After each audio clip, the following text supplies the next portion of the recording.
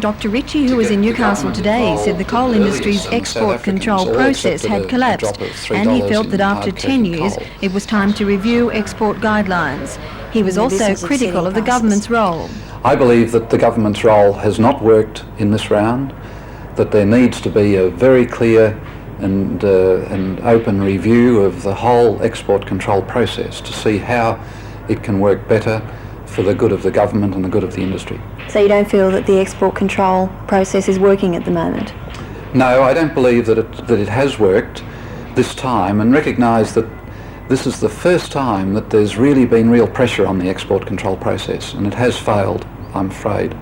Well, why do you think it's failed? I think it's failed because the government hasn't been determined enough to make it work. I think it's failed because we haven't had enough experience in working under these difficult positions between the government and the industry.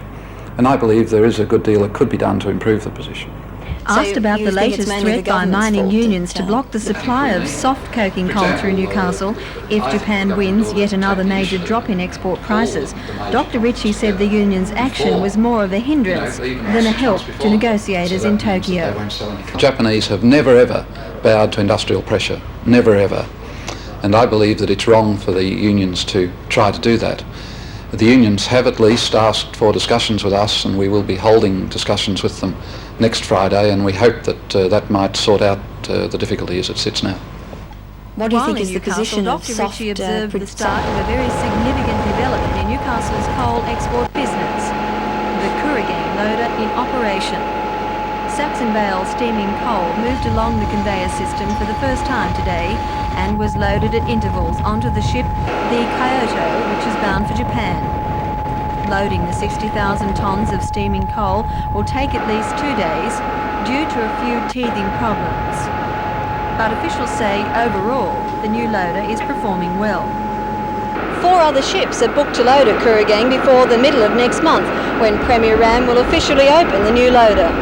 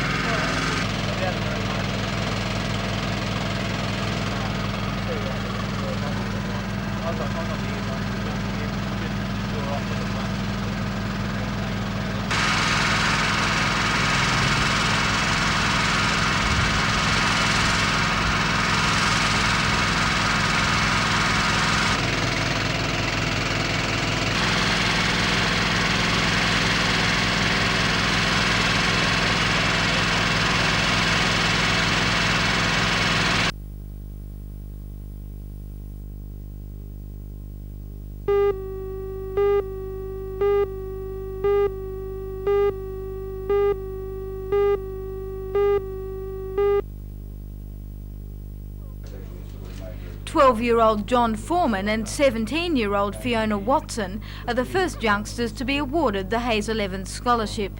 The idea for the scholarship was conceived in 1981, following the death of Mrs Evans, who was a well-known Newcastle musician. The principal of the conservatorium, Mr Michael Dudman, says the perpetual scholarship is intended to preserve the memory of the late musician, as well as provide incentive to aspiring youngsters. John and Fiona are delighted at winning the scholarship, as both have their sights set on a career in music. Fiona Watson from Raymond Terrace plays the piano and organ as well as the trumpet. She has been studying music for more than 9 years.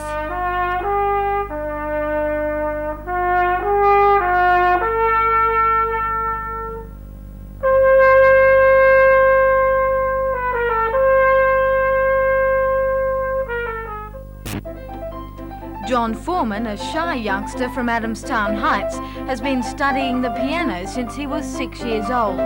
His scholarship will provide him with an ideal opportunity to intensify his training.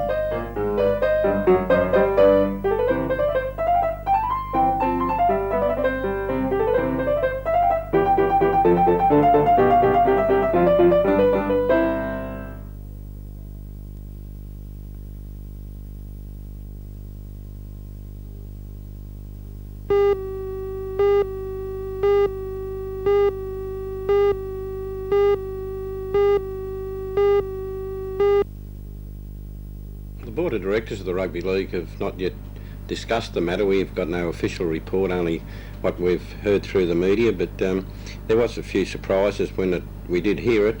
I do point out that to some it is not a great shock, because they've certainly got problems in Sydney with their crowd falling off and so on and so forth at their various venues, and I believe that they're regrouping their resources and to get their competition again established on a strong footing down there. But I do believe that Newcastle has a place in the Sydney competition, whether it be in 1986 or whenever.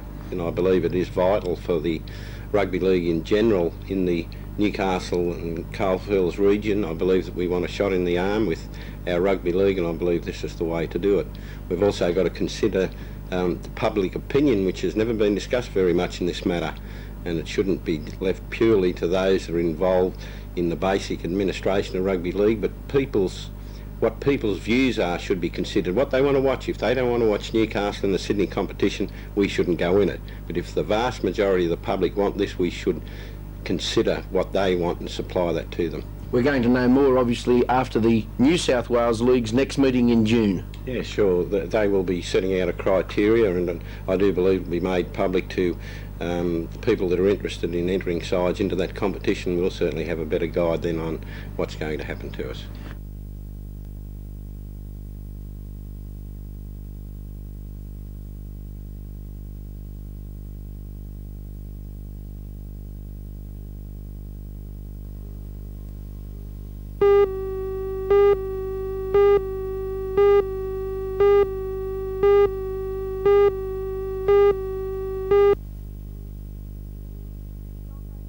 It seems it is not only the milk vendors and corner stores that will be affected by the move. A Newcastle independent supermarket owner says his business and others like it will suffer as well. Mr Peter Tenbosch, who owns the cut price food market at Carey Bay, says he cannot afford to drop his milk price by 3 cents a litre. He says now it will be even harder for stores like his to compete with the large supermarket chains. This is a 3,000 square foot store, and a lot of my friends and counter stores are also about the 3,000 square feet, and we would be selling about half that amount of 1,000 litres. So we too would be very, very affected by this pricing that the monopolies are going to get. Do you think you'll be able to weather the competition with the cut price milk in the larger supermarkets? No, milk is one of these areas, crucial areas, where milk, bread, eggs is a big draw card for any type of business. And to start reducing the price by 3 cents, it would have a very bad effect on these type of operations.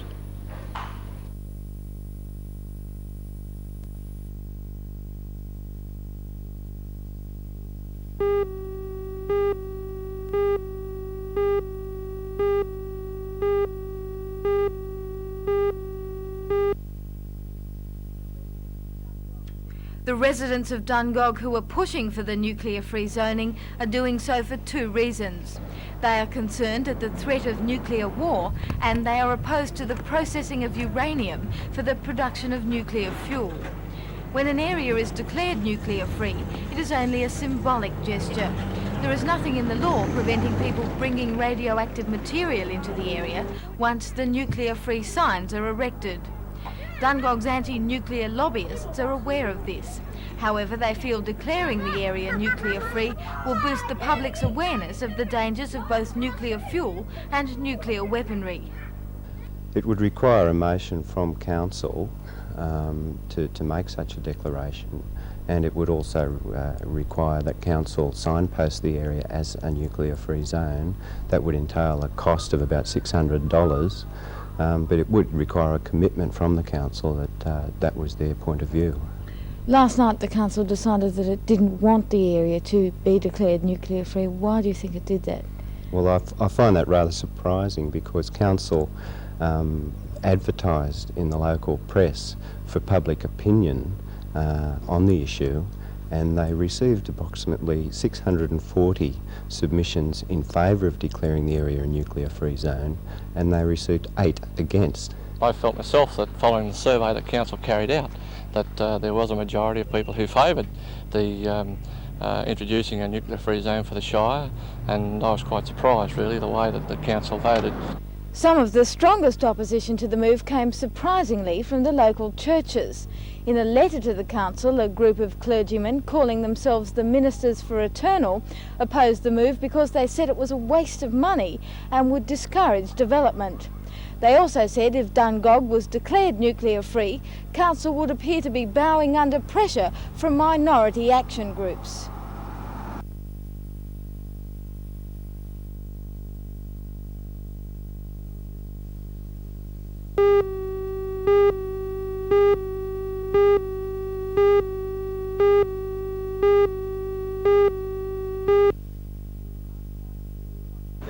Last night, Mr Mulock met a delegation from the Mater Hospital and the Hunter Valley Cancer Appeal.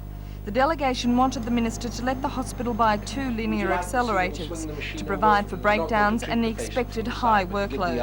Although a spokesperson for the delegation says Mr Mulock was receptive, he wouldn't budge on his initial decision that the Mater could only have 1 linear accelerator, though it be of the hospital's own choice, until the annual workload of new patients exceeded 500. The head of the radiotherapy department at the Mater, Dr Ed Smith, put forward a number of arguments for a second machine, and the Minister promised that all points brought up would be investigated by his department.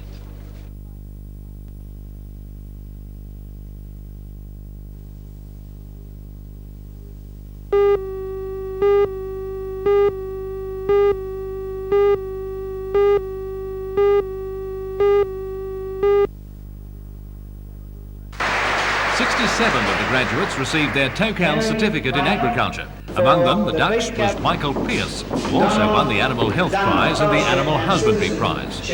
Michael Pearce is from Coffs Harbour, where his grandparents have a beef property. 38 students went on last year to obtain the Advanced Certificate for a second year of study. The Dux there was Andrew Harwood, who comes from a dairy property near Casino. In his occasional address to gathered students, family and friends, Agriculture Minister Hallam implored their help in overcoming what he described as growing salinity and erosion problems in the country. Mr Hallam has been a great advocate of an organised tree planting program. But it wasn't until after the ceremony, when talking to newsmen, that the Minister confronted the real hot potatoes before him, the problems in the milk and egg industries. Well, the very fabric of the industry is being threatened by the milk coming in from Victoria, so New South Wales has to be competitive, and the corporation were forced to act immediately last week. Otherwise the supermarket chains would have brought milk in, and the vendors were carrying the full brunt of that. We had that decision reviewed, met with the vendors yesterday, and that discount margin will now be shared equitably between the vendors and other sectors of the industry, for example, the processors and the farmers. On another front, the egg marketing situation. Yes. We've seen raids by departments, officers and police in the last few days on certain farms, and the Premier himself came out this morning and said that he was very disappointed at what's been going on. Have you had discussions on that front? Yes, well, I mean, he, of course, was concerned about what happened. I mean, it really wasn't a very pleasant sight, and I had some misgivings myself.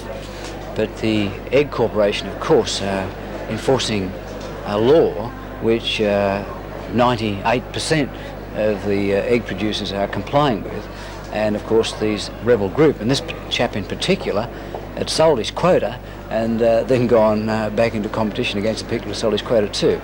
And I regret that those scenes had to occur, and it's unfortunate, of course. The police were simply doing their job, and it's not pleasant at all.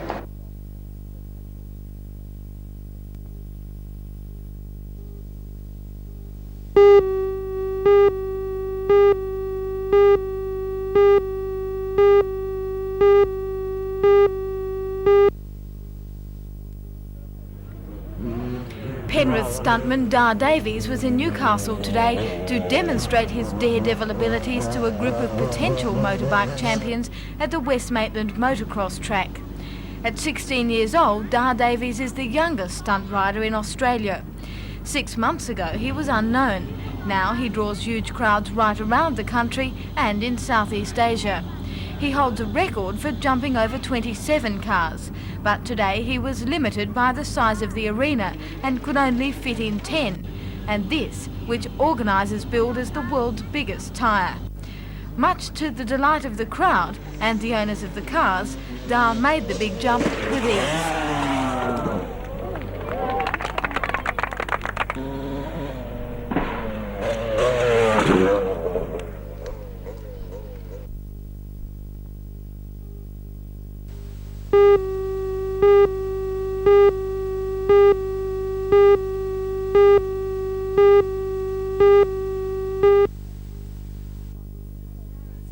On Tuesday, the City Council's Works and Planning Committee will consider a recommendation from its Planning Department to approve the amended development plans for Marist Brothers High School.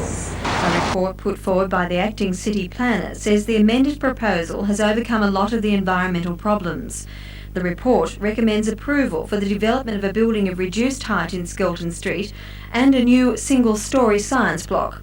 But a previous idea put forward by the Catholic Church to build tennis and basketball courts has been deleted. The Council's report contains more revelations which are likely to create controversy. The Catholic Church has indicated it has further land requirements for the new college at Hamilton, and an additional 11 dwellings are involved. The Bishop of Newcastle, Bishop Clark, has also indicated to the Council that the Church is reviewing its land holdings in the inner city and Hamilton areas with a view to releasing such holdings for residential development in an attempt to compensate the community for loss of housing area.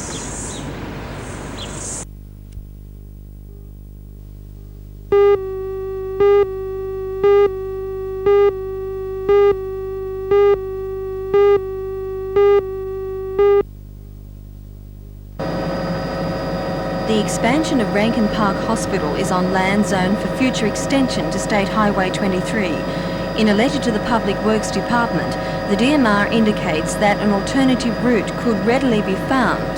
However, a decision has not been announced. The Public Works Department is keen to begin construction on the site, and last night the City Council's Works Committee recommended consent for preliminary works.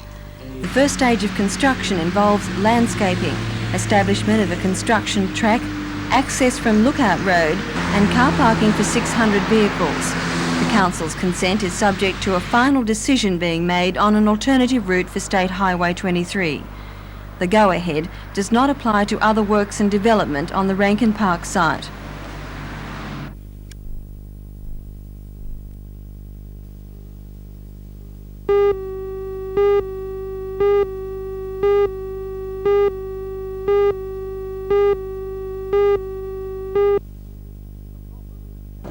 The problems encountered by the Dryden Mine in its early development have now passed into legend.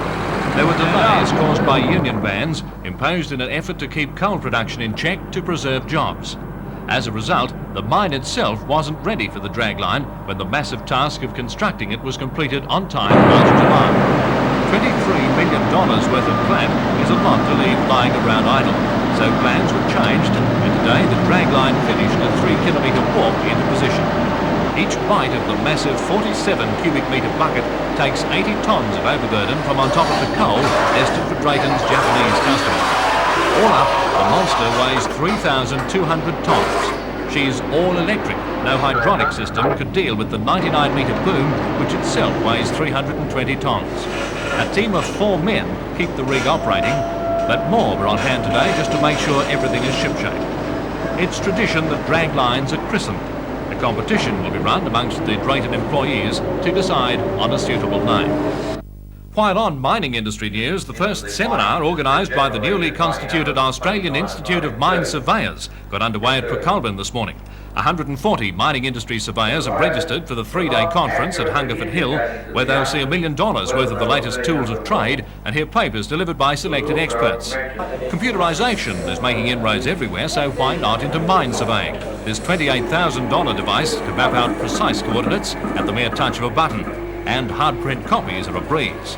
Laser equipment too is making the surveyor's job of marking out pathways in the underground far more precise. The convener of the conference is the local divisional president, Mr. Peter Whalen.